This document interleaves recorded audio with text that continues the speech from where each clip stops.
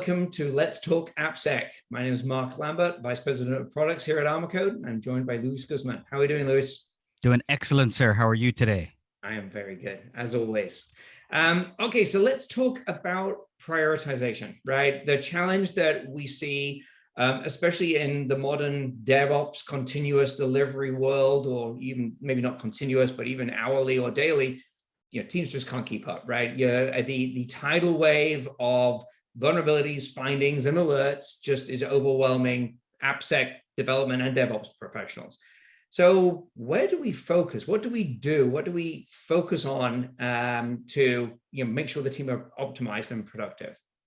So where do you start? What's the first thing you would use? The first thing I would do when I'm looking through findings, right? If I'm doing a manual hunt, if you would, I would start looking at the quickest wins, right? So is there a risk score of sorts to be able to point at, to be able to say, that's what I need to go for, and then start getting the low-hanging fruit, right? Because as a practitioner, I hated having to go do all of that back work just so that I could go and then have to look at those findings, those vulnerabilities, and then work on them one by one. I hated that, right? So being able to prioritize and then doing a bulk remediation, huge, right? That again, now that's going to give me a 10x lift on my day, because on my own, when I was doing everything manually, I would get through 20 to 25 tickets on a daily basis on a 10-hour shift. And so the fact that I could potentially get through 30, 40, 50, 60, 100, 200 different vulnerabilities and take care of all of that because I prioritize just from a risk score, plus all of the other stuff that I can use, right? And I know that you wanted to hit on those as well. Yeah, I think so. So when there certainly are a couple of areas. One of them is correlation, right?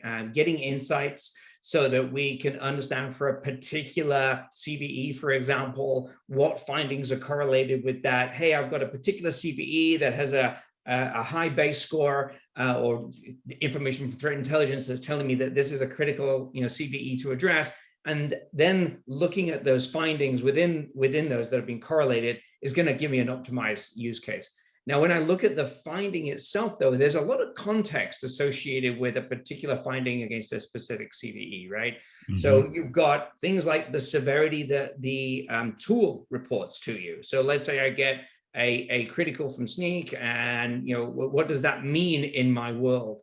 The one that I normally pick on is SonarQube, right? So critical from SonarQube is not necessarily a critical from your AppSec process. So you need to be able to normalize these things so that everybody's on the same page. So you normalize severity across your tools. So a critical is really a critical. And then that's your first point. But severity is the first thing. The next thing is the threat intelligence information to say, okay, this is associated with a CVE. CVE has some threat intel, not just what comes from MVD, but what comes from other sources as well, is going to give you a rating. You've then got additional pieces of metadata around, well, what is the tool or the technique? That's also going to put in a weighting factor. And then lastly, the context of where it is. What's the application or the sub-application module that's associated with this finding? Because if it's a high availability, high impact, confidentiality asset, I need to protect that a lot more than I do some back-end data science application, for example. So those things all together need to come into your prioritization. And certainly that's what we do within Armorcode with our finding scores. We're aggregating those things together to give you a score at an individual finding level. And I think that along with the correlation with insights is kind of like the two key things from my perspective. Well, and then being able to take all of that data and truly talking about the context, right?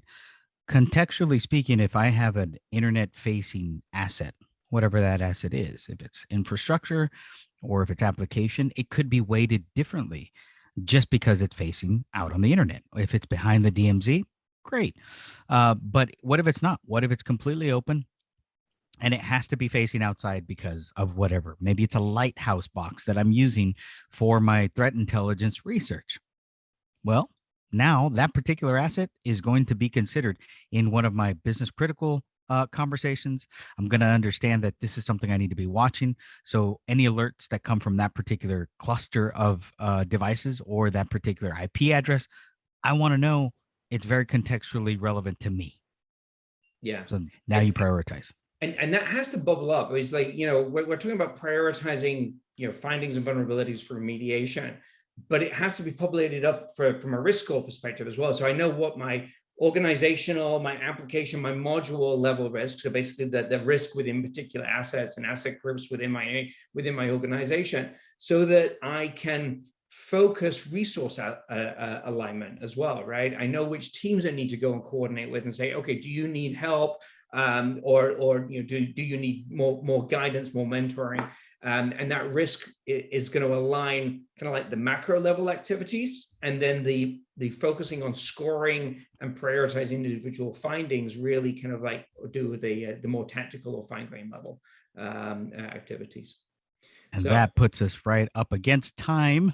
There we go. Keeping them within 5 minutes. This is our goal. So thank you very much for your time.